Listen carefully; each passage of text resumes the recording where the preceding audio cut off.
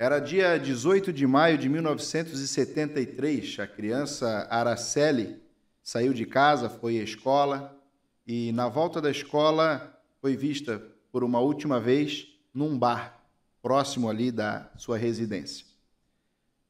A criança não retornou para casa. Ela foi drogada, estuprada e morta. O corpo dela foi encontrado no dia 24, 6 dias depois, já em estado de decomposição, num matagal atrás do Hospital Infantil, numa cidade do estado do Espírito Santo. Os causadores desse crime nunca foram encontrados e, portanto, nunca houve punição. Esse é o Dia Nacional de Combate ao Abuso Sexual Infanto-Juvenil. E, como prestador de serviço à nossa comunidade, o nosso podcast não poderia deixar passar em branco a data do 18 de maio, que foi estendida como o Maio Laranja, o mês de combate ao abuso e exploração sexual infanto-juvenil. E para isso eu convidei para compor a mesa aqui comigo e falar a respeito desse assunto, levar informação para os pais, mães responsáveis pelas nossas crianças, para que possam, tendo essas informações, proteger as nossas crianças desse mal que, infelizmente, está arraigado na nossa sociedade. Muito boa noite, obrigado pela presença, doutor Luiz Fernando. Obrigado, boa noite, Léo. Obrigado pelo convite, por estar aqui para falar desse assunto tão importante, né? Doutor Luiz Fernando é psiquiatra infantil? Eu sou psiquiatra especialista em infância e adolescência. Aí, doutor Luiz Fernando vai estar participando aí com a gente também, tenho certeza que vai contribuir bastante, muita informação a gente vai ter hoje. Evelyn, muito boa noite. Qual o sobrenome que eu escolho? Evelyn Cunha ou Evelyn Voigt? Agora é Evelyn Cunha Voigt. Cunha Voigt, ok. Psicóloga que aceitou o desafio de estar aqui na mesa com a gente também. Aceitei o desafio. Boa noite e obrigada pelo convite. Aí, estamos lançando, a gente está gravando esse podcast não é ao vivo, estamos gravando à noite, por óbvio, estamos dando boa noite uns para os outros, mas vocês, não sei exatamente quando é que vai ser lançado, pode ser que seja lançado uma manhã, numa tarde, né? Mas, enfim, sintam-se todos cumprimentados aí, vocês que estão nos assistindo. Camila Nes Neme. Isso mesmo. Sou eu. Nossa co-host que vai participar aqui, puxando a língua dos nossos técnicos comigo. Fui chamada para fazer perguntas e aí espero estar à altura aí de um time tão ilustre como o nosso. A gente está um pouquinho com um ânimo um pouquinho mais baixo do que a gente normalmente costuma. A gente começa os podcasts com "Fala, meu povo, sejam muito bem-vindos". Mas a gente estava conversando a respeito do tema aqui antes de começar essa gravação e a gente baixa um pouco o clima, né? Porque é um assunto pesado, é um assunto delicado. É algo que não é bom de se falar, mas é necessário. Porque quanto mais falarmos, menos crianças vão passar por esse tipo de mal. Doutor Luiz Fernando, fala pra gente o que é esse abuso sexual infanto-juvenil, como é que a gente pode conceituar isso? Alguns pesquisadores hoje definem que o abuso sexual ele pode ser tanto físico quanto não físico também. Então, às vezes a gente tem a impressão de que o abuso sexual é só o abuso que envolve um ato sexual propriamente dito, uma conjunção carnal propriamente dita, mas o abuso sexual pode ser também um ato que expõe a criança a algum material que seja errado para aquela faixa etária dela, ou que ela não tenha o consentimento, ou que ela não tenha a compreensão do que aquele ato significa. Então, hoje a gente tem como conceito que o abuso sexual ele pode ser um ato que a criança esteja sendo exposta de alguma maneira, física ou não, de um conteúdo que causa algum dano para ela, de alguma maneira, emocional, físico, né, de alguma maneira nesse sentido, e que também não tem o consentimento ou a compreensão da criança sobre aquele ato. O consentimento ou compreensão é interessante, porque a gente vê muitos usando isso como tese de defesa, muitos abusadores, né? O consentimento. Como é que uma criança vai consentir com alguma coisa, né? É claro que ela eventualmente não vai resistir àquele ato, porque ela não sabe nem do que se trata aquilo que estão fazendo com ela. Exato. Então não há uma resistência por uma incompreensão completa de raciocínio dela, né? É isso, Evelyn? Mais ou menos? Isso mesmo. Então, assim, quando o doutor fala conjunção carnal, é o ato, de fato, de penetração. né? Isso. A conjunção carnal, a relação sexual natural com penetração. Mas o abuso não é apenas isso. O abuso é todo o resto que pode envolver vamos dizer, a satisfação sexual do abusador. Isso. Inclusive, os atos de conjunção carnal são a minoria dos abusos sexuais. Né? Então, se tem uma noção de que mais ou menos 10% dos abusos sexuais envolveram um ato sexual em si. Né? Mas pode ser um toque, pode ser, né, uma fala, pode ser uma exposição a um conteúdo que não é para a idade, para a faixa etária daquela criança. A iniciação prematura do contato com esse tipo de assunto, vamos dizer assim. Perfeito. Né? Então, qualquer tipo de contato prematuro que a criança tenha com um assunto desse, que não é assunto de criança, é uma exposição, é um abuso sexual, então. E até que idade, assim, mais ou menos, a gente consegue... É criança ainda, que não tem como estar exposto a esse tipo de assunto? Isso varia bastante conforme cada cultura, cada lei de cada país, né? Mas hoje a gente tem uma ideia de que o abuso sexual ele é dividido em várias situações, né? Por exemplo, quando a criança é exposta a uma pessoa desconhecida, ou quando a criança é exposta a uma outra criança, ou quando a criança é exposta a alguém da família, algum familiar, pai, padrasto, mãe, madrasta. Hoje a gente sabe que boa parte dos abusos eles são cometidos dentro de casa, né? A maior parte, de 1/3 a 2/3 dos abusos são cometidos por alguém de dentro de casa. E fora isso, a minoria é feita por um estranho.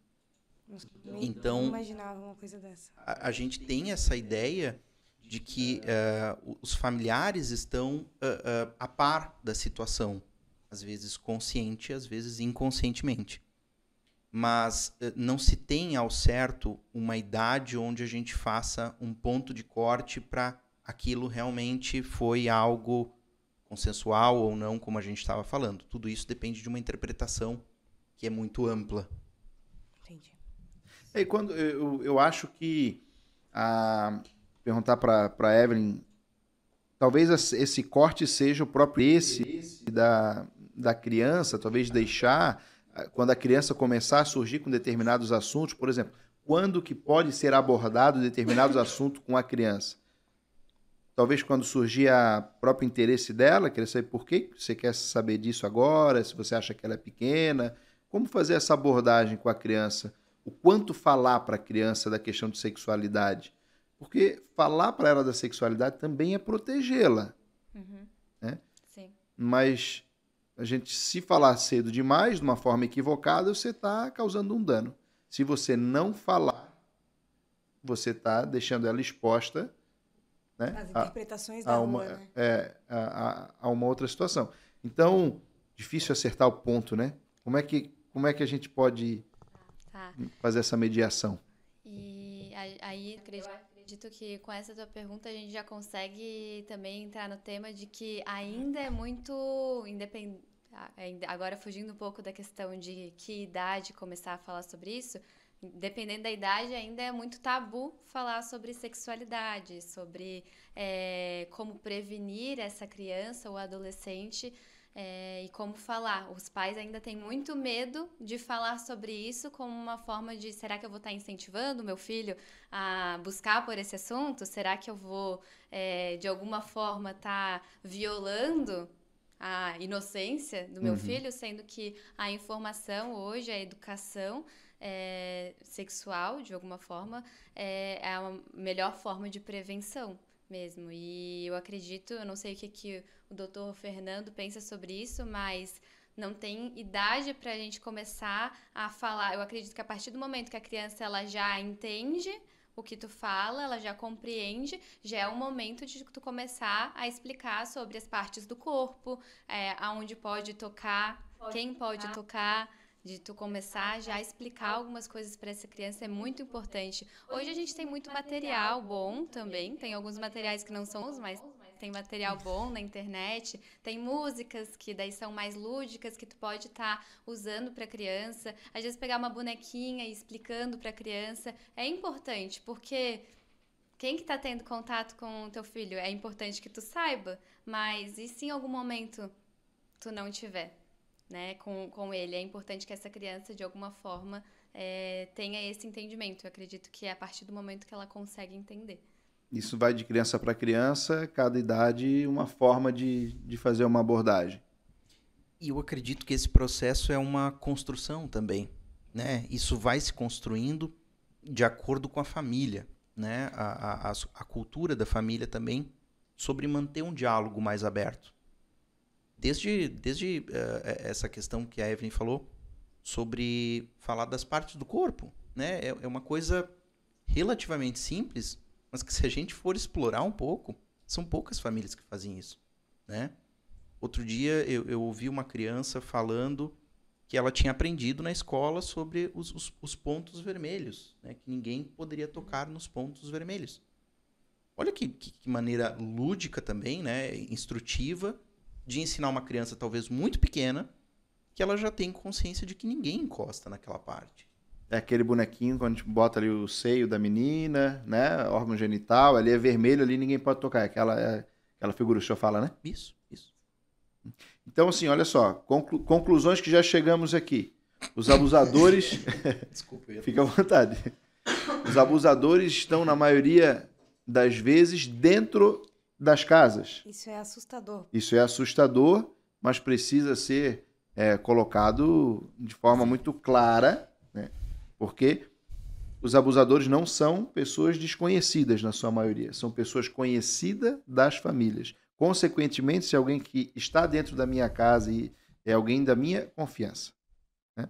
Na grande maioria das vezes, não tenho uma estatística diferente disso, não dá, a gente só não fala sempre porque sempre é muita coisa, mas são homens. Eu desconheço, no tempo que estou no Conselho Tutelar, qualquer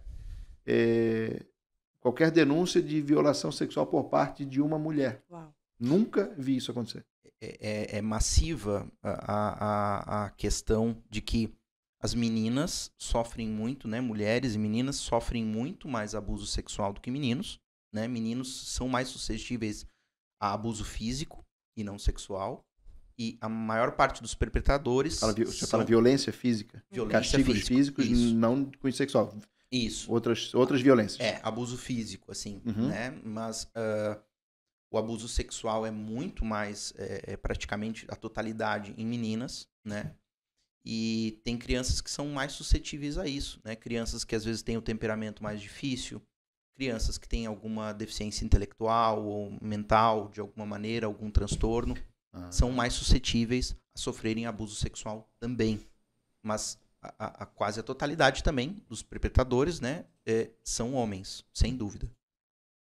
Olha só, então, homens de confiança da família, nós estamos fazendo o diagnóstico aqui. Gente, não é para você sair caçando gente dentro da tua casa, calma. É para você tomar cuidado com o seu filho, com a criança que precisa ser protegida por você dentro de casa. Então, tem que tomar cuidado sim, porque Deus o livre, um mal desse cair dentro da sua casa. O que a gente está gravando aqui, falando aqui, não é para sair acusando ninguém, é para proteger as crianças que estão dentro das nossas casas, é para proteger a minha filha, o seu filho, a sua filha, né, desse mal. Então, chegamos nessa conclusão, é doído, mas é a verdade, é a realidade. A grande maioria dos abusadores são homens de confiança da família que têm acesso à casa, né? Agora, existem uma gama muito grande de mulheres que não são as abusadoras, mas, infelizmente, passam pano para um abusador. Encobrem a situação, sabem o que está acontecendo e não denunciam. Talvez mais ali para frente a gente faça essa abordagem. Quando a gente falar sobre denúncia, daqui a pouquinho vamos falar como fazer as denúncias, e eu vejo muito, Eu ouvi uma frase essa semana de uma mãe dizer para uma filha que tinha sido abusada e revelou para ela que foi abusada: eu fui abusada pelo meu pai a vida inteira e não morri. Tu também não vais morrer. Fecha a tua boca.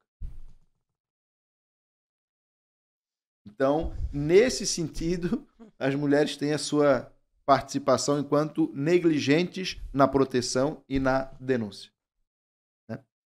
E da mesma forma que a família é a base para que a gente possa proteger as crianças, enquanto a gente não arrumar as famílias e voltar, né, para as famílias, para a importância da família na criação e na estrutura de uma criança, as famílias vão estar cada vez mais doentes e a gente não vai conseguir dar qualidade de vida para que essas crianças sejam fortes e evoluam nos seus processos aí de vida, né? Então, o conceito está sempre na família, né? A visão tem que estar ali, a base tem que estar ali. Enquanto a gente não tiver essa consciência, as nossas famílias continuarem doentes, Eu tenho... não tem jeito. Perdão, eu tenho um acordo lá em casa, nós tratamos dessa forma lá em casa, e a Luísa adora tomar banho comigo. Adora tomar banho comigo. Uhum. Agora a gente mudou de casa, o banheiro é menor, não dá mais, mas no apartamento tinha um banheiro grandão. E eu tomo banho com ela, tomava banho com ela. Eu vestido, né, tomava banho com ela. E eu fiz um acordo com a Marina, disse, Marina, eu não vou lavar as partes íntimas dela. Porque eu queria deixar a seguinte marca. Nem o meu pai toca aqui. Nem o meu pai. Legal.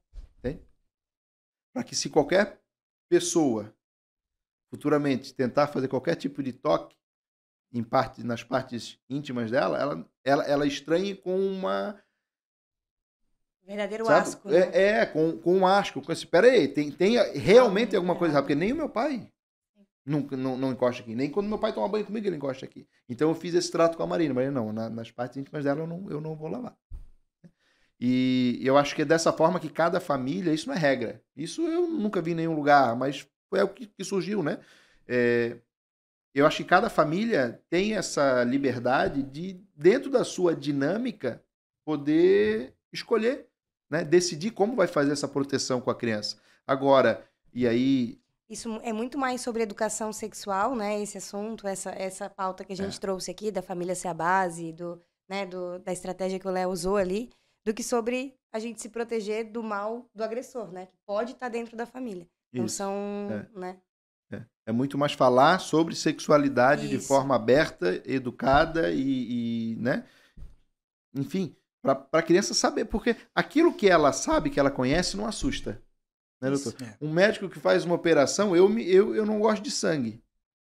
Mas o médico que opera, ele vê sangue todo dia, ele não se assusta com aquilo. Uma criança que ela é bem educada sexualmente, Evelyn, ela vai saber se comportar, vai saber o que é certo e o que é errado e não vai procurar guardar segredos da família, porque se a própria família abordou esse assunto com ela, né? Sim. E daí, voltando àquela questão de como ainda muitas famílias tratam isso como um assunto proibido, se aconteceu alguma coisa parecida comigo, ou se eu me senti ameaçada de alguma forma nesse cunho sexual, como que eu vou trazer esse assunto para a mesa da minha família que nunca toca, que é um assunto proibido? Eu não me sinto protegida, eu não me sinto segura para trazer esse assunto. Então, aqui eu acho que entra uma sugestão, um conselho bem importante para as famílias de como é importante preparar um ambiente, proporcionar esse ambiente onde a criança se sinta segura para falar sobre isso. Onde a criança se sinta segura para falar sobre tudo, para não manter segredos contigo. Porque dependendo da maneira como tu, como pai ou cuidador da criança, responsável da criança, tu se comporta diante de algo que ela vai trazer, mesmo que seja algo ruim que ela tenha feito, talvez, ela se sinta desprotegida para falar sobre qualquer assunto contigo. Verdade. Por isso que é bem importante, eu trago muito isso nas consultas com os pais de adolescentes, porque geralmente adolescente tem aquela rixa com o pai, às vezes faz suas, né, enfim, faz as coisas que os pais muitas vezes não concordam. E daí, quando ele vai falar para o pai alguma coisa, vai falar sobre... que seja, vou dar um exemplo aqui, às vezes um garoto que está gostando, o pai já vai lá e repreende. Peraí, vamos validar... Talvez a criança ou o adolescente tenha feito algo que precisa de uma correção, ok? Mas antes de qualquer correção, valide o sentimento desse adolescente, dessa criança, e também reforce positivamente o fato de ele estar contando para ti, ele estar abrindo, porque se... Ele vê contar algo não tão bom assim como uma punição, ele não vai te contar. Até porque a vítima do abuso sexual, ela se sente muitas vezes culpada, né? Muitas vezes. Então, se eu tenho culpa, ainda que não tenha, mas se eu me sinto culpado por ter sofrido um abuso sexual e eu tenho um registro na minha memória de que quando eu faço algo errado, que eu realmente tenho culpa e conto para minha mãe ou para o meu pai, eu recebo uma punição por aquilo, quando eu for abusado, que estou me sentindo culpado, não vou contar, porque além de ter sido abusado, eu vou levar uma punição ainda dentro de casa. Exatamente. Essa é a ideia que às vezes passa na cabeça dessa criança ou adolescente que tem esse comportamento dentro de casa, onde os pais não trazem esse ambiente seguro e acolhedor para a criança contar as coisas. Na prática, não é passar a mão na cabeça da criança ou do adolescente quando faz algo errado, mas é dar abertura para dar valor à confissão, dar valor àquilo que é falado Isso. e num segundo momento trazer uma educação, uma punição, alguma coisa nesse sentido, mas que a confissão, o falar, a coragem do adolescente ou da criança de falar com o pai e com a mãe seja sempre maior do que qualquer tipo de punição que ela possa receber. Isso, é muito importante validar esse processo, assim, de tipo, olha, eu fico feliz que tu tenha conseguido me contar isso, compartilhar isso comigo. Importante que tu tenha reconhecido que não foi tão legal assim, e eu preciso, daí tu pode vir com a correção. Eu preciso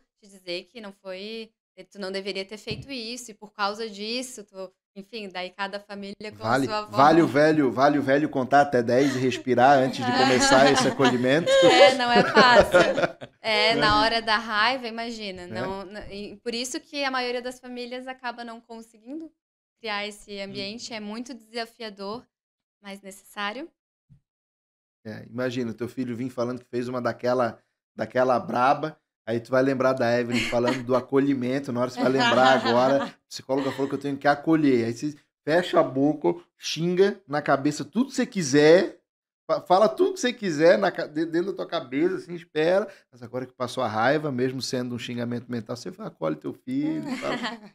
Vamos conversar a respeito desse assunto. A gente sabe sempre que tem o ideal e o real, né? Então, muitas vezes o pai não vai, também tem suas questões, também tem suas impulsividades, talvez vai falar na hora da raiva alguma coisa que não vai ser tão legal assim, mas é sempre importante voltar lá e dizer, olha, eu fiquei muito chateado com você, mas eu queria dizer que eu fiquei feliz no fato de tu ter vindo contar pra mim, por exemplo. Pode ser depois também, não tem problema.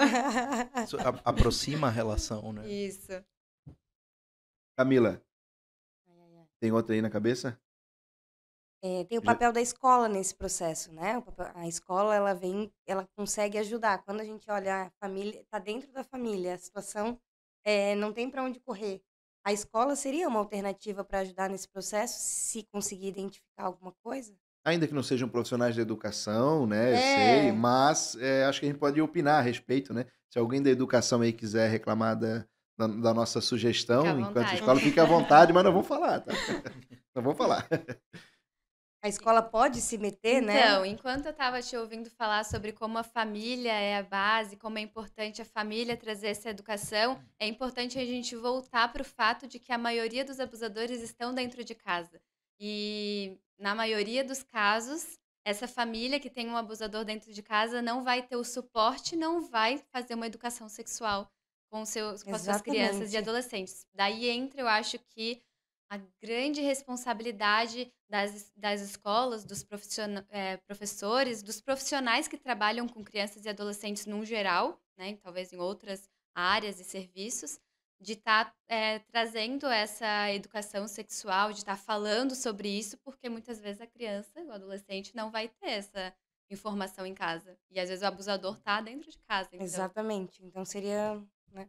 E 70% das crianças inicialmente negam o abuso, né? Negam que isso aconteceu. Então, a coleta desses dados é difícil, é custosa. E às vezes tem muitas crianças que têm professores de referência, que tem um professor que ela admira mais, que é um professor que zela, que cuida.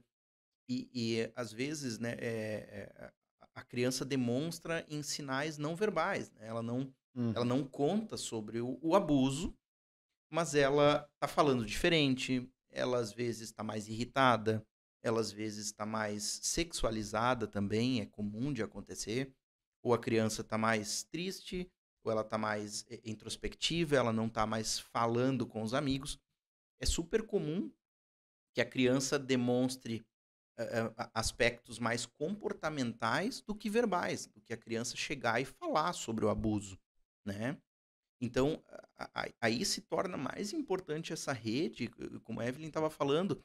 Às vezes a gente tem uma casa que tá, uma família que está meio desestruturada em casa, o que também é um fator de risco para abuso sexual, mas às vezes a gente tem uma escola que está mais presente na vida daquela criança.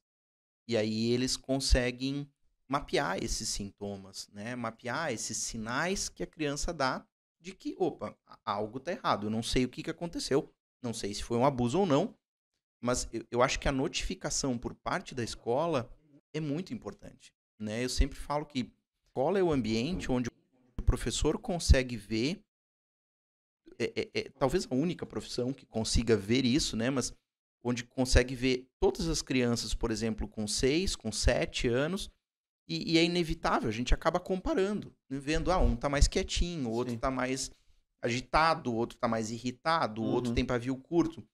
Então, esse fato da escola ter esse mapeamento geral Uma das amostra da crianças sociedade. é uma coisa difícil de ter em outras profissões, né? Não tem. É o professor. E o professor sabe, né? O professor está todo dia ali com aquelas crianças. Ele sabe que o fulaninho não é daquele jeito, está estranho, alguma coisa está acontecendo, né? Ele fala demais e não está mais falando. Ele brincava na hora do recreio e agora está querendo brincar sozinho, não quer brincar com os amigos. São sinais de mudanças drásticas de comportamento que o professor que está ali todo dia com a criança, ele consegue identificar, A né? criança está no ambiente social dela, né, Uhum. Léo? Então, isso acaba. A interação social acaba se transformando muitas vezes depois de um abuso sexual, né? A criança passa a ser mais agressiva com outras crianças, ou passa a gesticular como se estivesse no abuso com outras crianças. E isso não tem como negligenciar, né? Não tem como a gente olhar uma criança fazendo isso e não fazer nada. Fala um pouquinho mais sobre essas mudanças de comportamento, doutor, porque eu acho que o pessoal vai gostar bastante de ter esses exemplos. É claro, gente, que são exemplos, né? Imagina, doutor, não é um diagnóstico, né? Não é porque o seu filho fez um ou outro ato que você vai sair correndo desesperado chamando a polícia porque ele fez um ato que o doutor vai falar aqui, né? Mas existem meios de saber, de investigar e de diagnosticar qualquer abuso. Mas se o senhor puder falar um pouquinho mais a respeito dessa. Que tipos de comportamento, a Evelyn também, que tipos de comportamento são normais ou são comuns, na verdade, nas crianças que foram abusadas sexualmente? E eu sempre falo para os pais ficarem atentos a mudanças. Essa é a palavra principal, talvez, que a gente precisa levá-la mais a sério. Se tu conhece o teu filho e o modo com que ele age, ou o modo com que ele interage com os colegas, ou o modo como que ele vai na escola, se ele tira boas notas, se ele não tira, e de um momento ou outro tu percebe que as coisas não estão andando conforme o habitual do teu filho, do que tu vê no teu filho, é um ponto de exclamação, né? A gente precisa prestar atenção nesse sinal. Pô, meu filho sempre tirava 8, 7, agora ele começou a tirar 6, 5. O que aconteceu? Vai lá, conversa com o professor, vê se ele está vendo alguma diferença no comportamento dele em sala. Talvez tem coisas que ficam mais à mostra na escola do que em casa, né? E também as crianças reagem de uma maneira muito diferente, né? É muito individual essa reação ao trauma, né? Porque isso a gente chama de trauma não como se fosse uma pancada ou algo assim, mas a gente fala de trauma, o abuso ele gera um trauma emocional, Uhum. né? O modo que cada criança reage é muito individual porque depende de cada cérebro, né? Tem, por exemplo, pessoas que sofrem um acidente de trânsito e quando vão entrar no carro ficam congeladas, paradas, paralisadas. Isso também acontece com criança abusada, né? Criança abusada também fica apática, fica congelada, fica com crise de ansiedade, entende? Muitas vezes o sintoma, o sinal de fora é só a pontinha do iceberg. A gente precisa né? Claro, depois de vincular com a criança, de conversar bastante com a criança, a gente começa, às vezes, a descobrir outras coisas. Então, tem vários sinais que as crianças nos dão, mas eu não queria que as pessoas se apegassem tanto aos sinais, mas que se apegassem mais a esse conceito de mudança, porque é esse o conceito que nos deve gerar uma preocupação. Se poxa, meu filho era super político na escola, conversava com todo mundo, se dava bem com todo mundo, de uma hora para outra o menino para de ter esse aspecto, passa a ficar mais isolado, passa a ter às vezes um desempenho escolar inferior. Então, esse tipo de circunstância é algo que a gente deve prestar atenção, né? E que merece uma investigação adicional, talvez com psicóloga, com psiquiatra, ou com alguém que esteja mais próximo daquela família, né? A porta de entrada para esse pode ias falar alguma coisa? Essa porta de entrada para esse período de ajuda, a pessoa não sabe o que aconteceu, a criança não fala, só teve uma mudança drástica de comportamento. O senhor falou de ir na escola, conversar com os professores e as pessoas que lidam com essa criança todos os dias. Vamos dizer que na escola a escola não tenha percebido ou percebeu a mudança no comportamento, mas não sabe o que aconteceu, não foi falado nada. Onde que se pede ajuda de um técnico? É o psicólogo primeiro, essa porta de entrada? É um assistente social? É dentro do setor privado, onde é que seria? Dentro do setor público, onde é que seria? Vocês conseguem ajudar as pessoas que eventualmente estão preocupadas aí com os filhos? Eu acredito que todos os profissionais que tu citou poderiam ser profissionais que auxiliariam a família nesse momento de investigar, de entender o que pode estar acontecendo. Como psicóloga, eu preciso dizer que é, um bom passo, um bom caminho é sim procurar um psicólogo que pode investigar, que pode entender o que está acontecendo, vai ouvir a família, vai investigar na escola, vai poder trabalhar com a criança também através de várias técnicas que a gente tem terapêuticas que a gente também usa para identificar o que pode estar acontecendo, porque às vezes a família não sabe o que está acontecendo, ela só sabe que alguma coisa está errada. Né, alguma coisa mudou. O quê? O que que aconteceu? Será que ela sofreu um abuso? Às vezes a família recebi alguns casos de famílias que foram buscar terapia porque descobriram o abuso sexual, para a criança poder receber essa assistência, saber como lidar, enfim. Então, dependendo de cada caso, eu acredito que o psicólogo, até mesmo o psiquiatra, nesse caso é um bom caminho para as famílias que estão identificando essas mudanças. O que você acha, doutor? Um psiquiatra, buscaria um psiquiatra, buscaria um psicólogo primeiro? Onde é que entra o psiquiatra, onde é que entra o psicólogo nisso? Léo, mas eu entraria. Se fosse para denunciar, seria no conselho tutelar, né? Não, tô falando para buscar, quando uma criança tiver essa mudança de comportamento, Ah, como o só para. doutor Luiz falou. Mas eu não sei o que aconteceu, só mudou o comportamento e eu quero investigar o que está acontecendo. Busquei informações e não consegui, preciso de um profissional para me ajudar, né? Eu acho que, eu concordo com a Evelyn, eu acho que o ponto de entrada pode ser o psicólogo, a psicóloga, né? Porque eles acabam fazendo uma investigação minuciosa sobre toda a rede, né? O psicólogo não vai levar em consideração só aquela criança. Ele vai levar em consideração toda a família. A maioria dos psicólogos que trabalham com criança e infância e adolescência são psicólogos que vão até a escola, psicólogos que entram em contato com a escola, que entendem que se a gente só se ater, né, só se tiver focado na criança, a gente não vai coletar muitos dados. Então, é importante que ele faça essa rede. E em termos da assistência pública de saúde, do SUS, a pessoa pode procurar, por exemplo, a estratégia de saúde da família, né? Até um clínico geral pode dar o primeiro encaminhamento, mas se tem sempre essa evidência ou até mesmo uma suspeita, a gente precisa fazer uma notificação. Se houver, de fato, não apenas a mudança de comportamento, mas alguma coisa que gere essa dúvida Mais direta à evidente. questão sexual, aí precisa ser feita uma ação mais efetiva nessa direção. Sim. Essa rede de proteção, como criar essa rede de proteção? Fala-se de rede de proteção, né? Em quem que a criança deveria confiar mais? Em quem que ela não deveria confiar? Isso é difícil, né? Eu, particularmente, acho muito difícil essa criação de rede de proteção que o pessoal fala. Assim, não, tem que saber os adultos que a criança pode confiar. Mas quando o abusador é alguém íntimo, né? Eu penso, quando o abusador é um pai, é um avô, é um padrasto, eu acho que é muito difícil essa rede de proteção não se diluir, porque é a pessoa que mais deveria proteger. É o número 1 nessa rede de proteção, né? Então, talvez, a minha conclusão, eu já pensei a respeito disso, talvez um pai e uma mãe ter essa conversa aberta com a criança e falar, né? Não ter segredos, né? Talvez nunca a mãe ter um segredo com a criança que ela não conta para o papai. Ou o papai não ter segredo com a criança, esse daqui é nós dois também, não conta para a mamãe. Acho que essa falta de segredos, se eventualmente houver algum ato, algum fato de que essa pessoa precise pedir que a criança faça um segredo, que ela estranhe isso. Mas aqui em casa nós não temos segredos.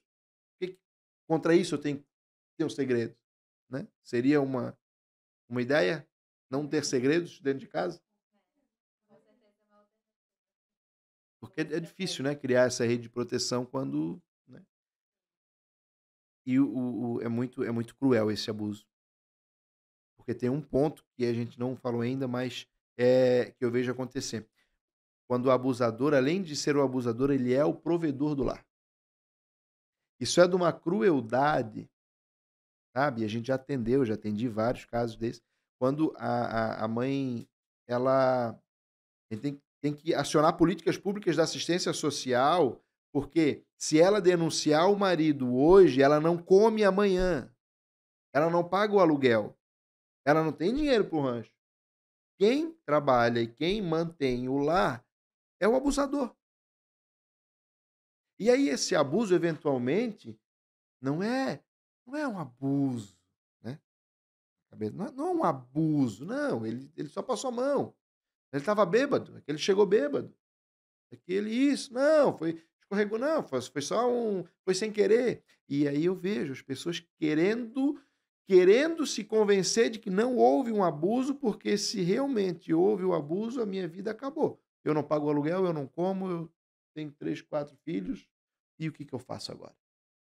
Né? E aí o poder público tem que abarcar essa família a ponto de dar tudo para ela, porque ela perdeu a provisão, perdeu a referência, perdeu o chão, perdeu tudo, né? Então, é um abuso extremamente cruel. Tem que ser combatido de uma forma muito feroz, porque destrói uma vida, né? Outra coisa que eu vejo bastante, e aí peço o comentário dos universitários, é o denunciante, normalmente a denunciante, uma mulher que hoje é adulta, já foi abusada na infância e não foi ajudada. Isso é muito comum. Quando nós recebemos denúncia, que é uma mulher que não está ali no núcleo da família, é uma vizinha, é uma prima, é namorada de alguém, enfim, que está ali naquele contexto, mas não é do núcleo duro, do núcleo fechado, é alguém que está na circunferência aqui. E essa pessoa chega desesperada para fazer uma denúncia. Tem que denunciar porque ele fez isso, eu tenho certeza, porque a menina falou, porque eles não estão fazendo nada, vocês têm que fazer alguma coisa. E chega com desespero para o Conselho Tutelar agir. Pode ter certeza, ela foi vítima de abuso e está agora, quando ela tem força suficiente, defendendo a ela mesma quando era criança e ninguém defendeu. Mas isso eu vou falar um termo, isso é batata. Esse batata é muito velho, muito antigo. Fica ruim esse batata, né? Mas é batata. Não sei se usa ainda. Mas, enfim, é certeiro.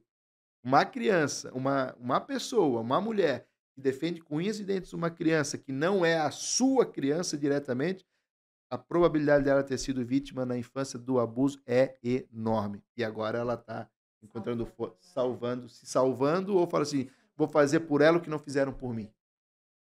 Isso é muito comum. Doutores, com relação a tratamento, Camila, o que temos aí? Depois que ocorreu, eventualmente, um abuso, para depois a gente partir para a parte da denúncia. Qual o suporte que oferecido para uma vítima que sofreu violência? que uma vítima de violência sexual precisa, né? Bom, eu acredito que além das medidas preventivas, médicas, né, do suporte ali, do serviço de saúde básico, eu acredito que seria muito importante essa vítima de abuso receber um tratamento psicológico, né, psicológico para que ela possa identificar quais são esses medos que surgiram, sentimentos de culpa, que na maioria das vezes existem, entender talvez um pouco melhor o que aconteceu com ela, porque tem muitos adultos que ainda acham que não, a culpa foi minha. Eu que fui a culpada dessa situação, eu que escondi porque eu queria continuar. Ela passou tantos anos não contando para ninguém, sentindo essa culpa, que ela começou a se convencer de que Ela realmente era ela culpada. realmente foi a culpada e ela que realmente causou isso e ela continuou porque ela quis, porque senão ela teria parado. Ela começa a internalizar isso. Eu estou falando de uma adulta se referindo ao tempo da sua adolescência, da sua infância, de adulta que ficou mais de 7 anos sofrendo abuso, então é muito importante uma vítima assim que é identificada, uma vítima de abuso, ir para um tratamento com um psicólogo, se necessário com um psiquiatra também, porque muitas vezes também acabam desencadeando muitos sintomas psicopatológicos, que vão precisar ser tratados e trabalhar nessa rede em conjunto vai ser muito importante. Claro que cada caso é um caso, vão ter vítimas de abuso que vão lidar de uma forma, não sei qual que é a palavra que eu posso usar, mas não vão ter tantos prejuízos assim, não vão ter tantos sintomas Vou conseguir superar de uma forma mais fácil. não vai prejudicar tanto a funcionalidade do seu dia a dia. Já tem outras vítimas de abuso que vão ter muitos prejuízos, vai prejudicar significativamente a funcionalidade, até mesmo na questão do rendimento escolar, vai lá embaixo, não consegue se recuperar, fazer amizades, manter relacionamentos, confiar em outra pessoa, destrói a pessoa. E como que ela vai trabalhar isso? Através da psicoterapia, treino de habilidades sociais, e por aí vai. Claro, dependendo do caso, vai ter a linha de tratamento que a gente vai seguir, mas é muito importante.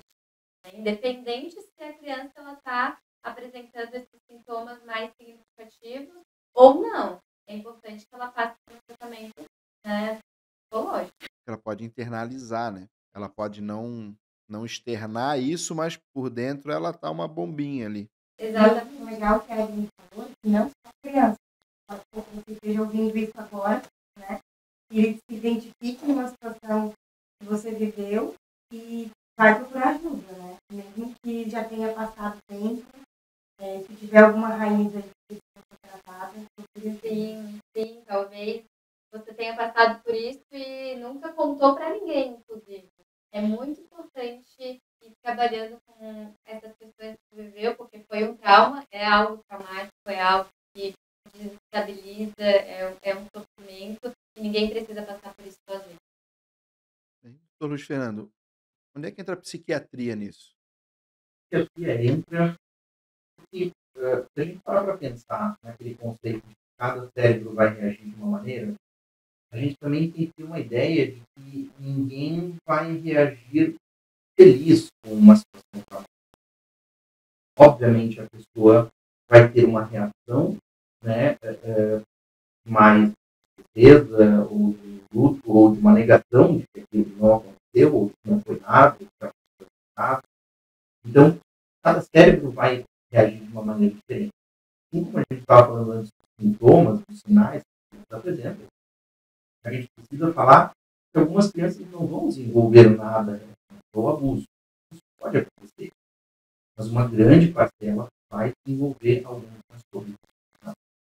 E se sabe que na fase adulta, na fase da adolescência, muitas crianças acabam desenvolvendo um transtorno depressivo, um transtorno ansioso, um transtorno de estresse pós-traumático, um transtorno relacionado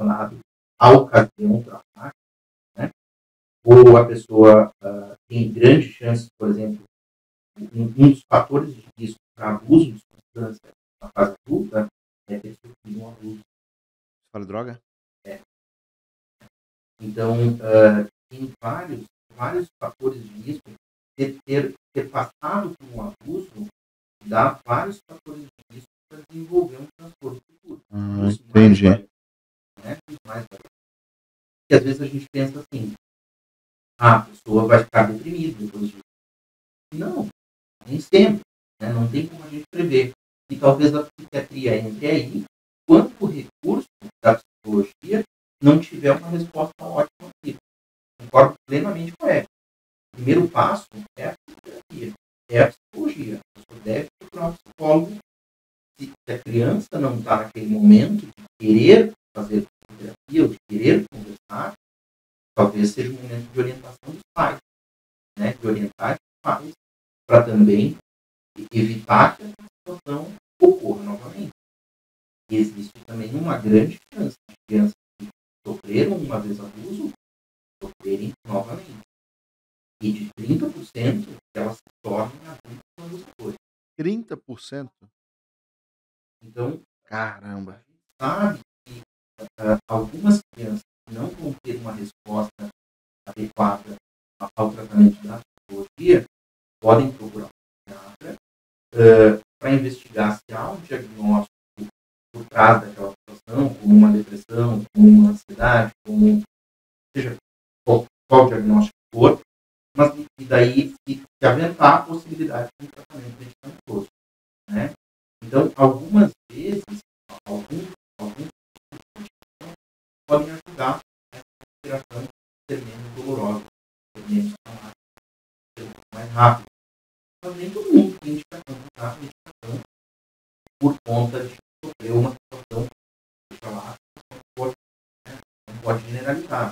Não dá para colocar numa tabela. Há essa troca constante entre o psicólogo e o psiquiatra, independendo do abuso, assim, há essa... Mas eu falo pessoalmente agora de vocês, assim, você na clínica, doutor Luciano no consultório, tem a clínica ou o consultório? O consultório dele, eu sei porque convidei vocês porque eu os conheço, né? Então, de vez em quando eu vejo a Marina comentando em casa, não, esse paciente é o doutor Luiz Fernando, tal, eu vejo ela comentando lá, assim.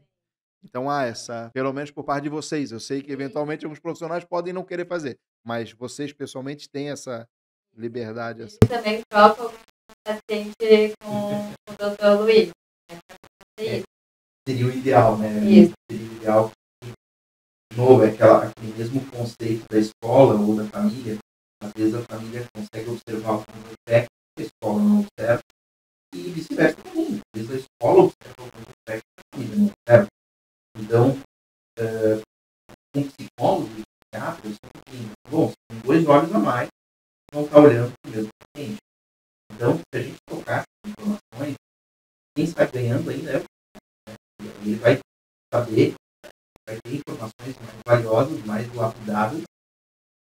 Eu não sei se o doutor Luiz vai concordar com a analogia que eu uso, mas eu sempre uso a analogia para explicar um pouco do papel do psicólogo.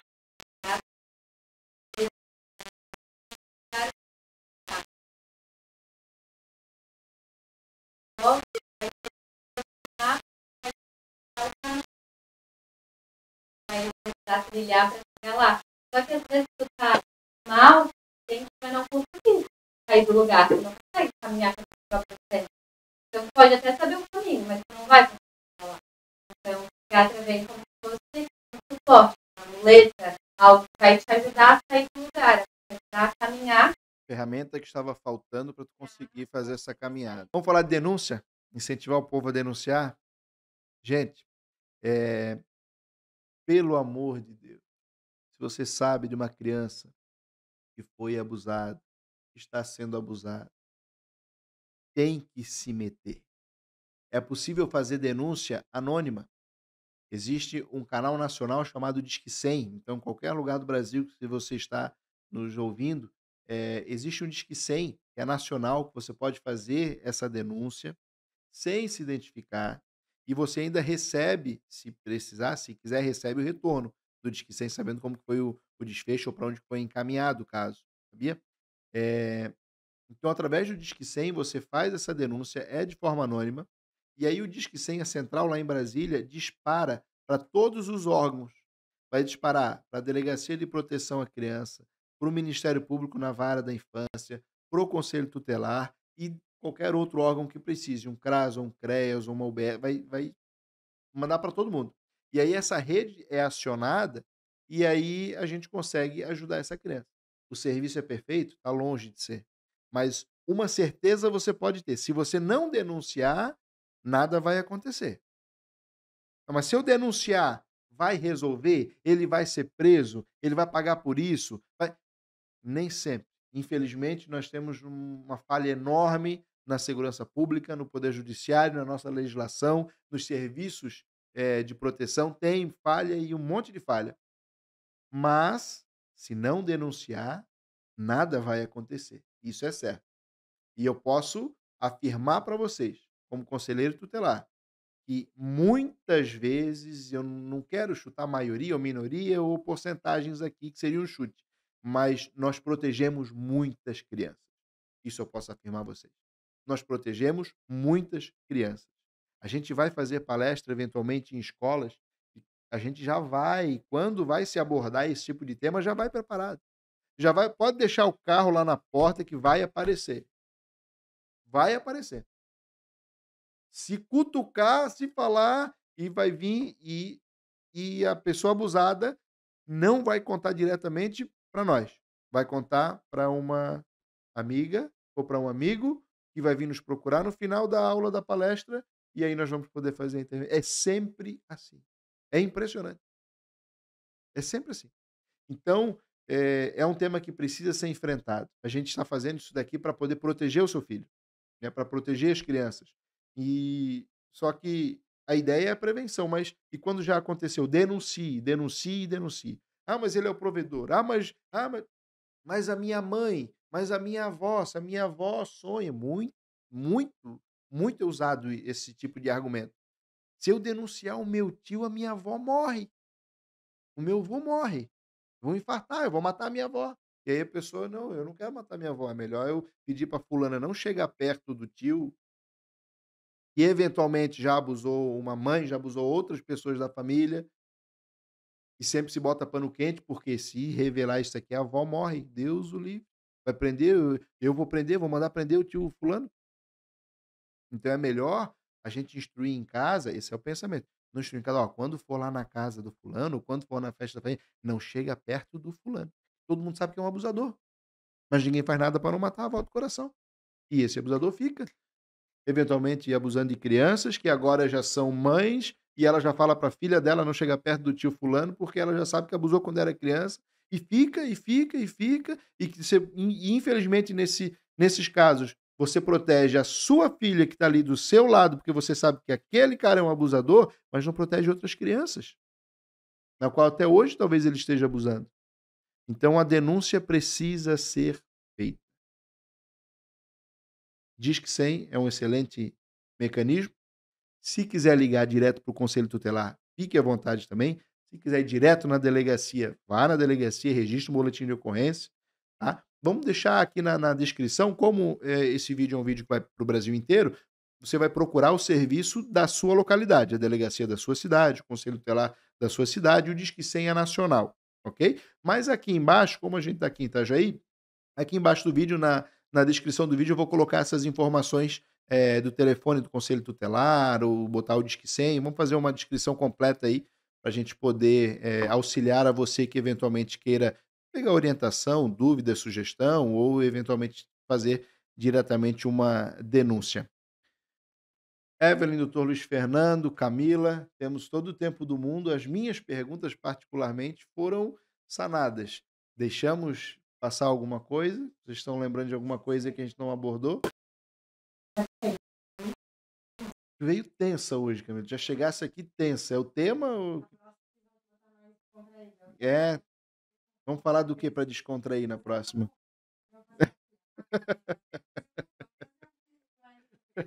A Camila não é assim. A Camila é... Né? Todo dia no Instagram, a gente abre o Instagram, a Camila, bom dia! Fala o teu bom dia aí, fala. online. Doutora Evelyn, nossa psicóloga, deixamos de abordar algum assunto? Quer acrescentar? Olha, eu acho que a gente abordou os principais assuntos. A gente teria como ficar horas aqui discutindo essa temática. Eu acho que é muito importante esse momento que a gente teve aqui hoje, porque por ser um tema muito pesado, não é um tema muito falado, talvez não tanto quanto deveria ser, pelo estrago que está causando. A gente vê nas pesquisas, a gente vê no número, a gente vê nas crianças, adolescentes e adultos que já foram abusados, o sofrimento deles. Isso tudo mostra pra gente a seriedade dessa temática, que infelizmente não é tão falada, tão abordada, por isso a importância do Maio Laranja, né? E uma das coisas que eu acho que vale ressaltar ali a questão da prevenção, como a família pode ir prevenindo, além de proporcionar esse espaço de fala, de segurança, onde a criança se sinta segura, monitorar as mudanças de comportamento, eu acho que o número 1, que eu deveria ter falado primeiro, educação sexual em casa, nas escolas, poder falar abertamente sobre isso. Para os profissionais que trabalham com crianças e adolescentes, a importância de identificando algum fator de risco, identificando algum possível abuso sexual, não constranger essa criança, esse adolescente na frente de outras pessoas, porque isso pode agravar ainda mais, pode trazer ainda mais constrangimento. É uma coisa que eventualmente também acontece, não deveria. Eu acho que isso... Eu teria mais coisas para falar, mas eu acho que isso eu... E quem ficou com dúvida, consulta grátis no direct. O Instagram. Aí eu mudei o meu... Vamos colocar na descrição? Ponto do espírito. Tá na descrição do vídeo. Tá aqui embaixo na descrição do vídeo o Instagram. Então, consulta grátis apenas nas próximas 24 horas. Não, tô brincando. Mas se ficar alguma dúvida, pode mandar lá, né? Posição, totalmente. Tá bom. Doutor Luiz Fernando. Que a Evelyn resumiu muito bem o que a gente conversou hoje, né? A mensagem final realmente é de denunciar, né? Da gente falar sobre isso, da gente repassar as discussões. E fiquei muito feliz com o convite, porque acho que é um assunto muito importante, como a gente estava falando antes, né? É transgeracional, né? Isso passa de geração para geração. Então, a gente precisa cortar essa corrente, né? E parar em algum momento. Então, que as pessoas não sintam medo de denunciar, não sintam medo de estragar a família, ou de romper vínculos financeiros que a família tenha, ou de que isso vai promover desgosto para a família. Eu acho que a gente precisa pensar na criança, na pessoa que está sofrendo com isso, em primeiro lugar. E agradecer, queria me pôr à disposição para outros também, poderem estar disponível. Tá gravado, hein? Isso, Claro. Quer falar? Tu lembra de cabeça? @psiquiatria da infância. Então tá bom, mas vai estar na descrição também lá. Obrigado, Camila.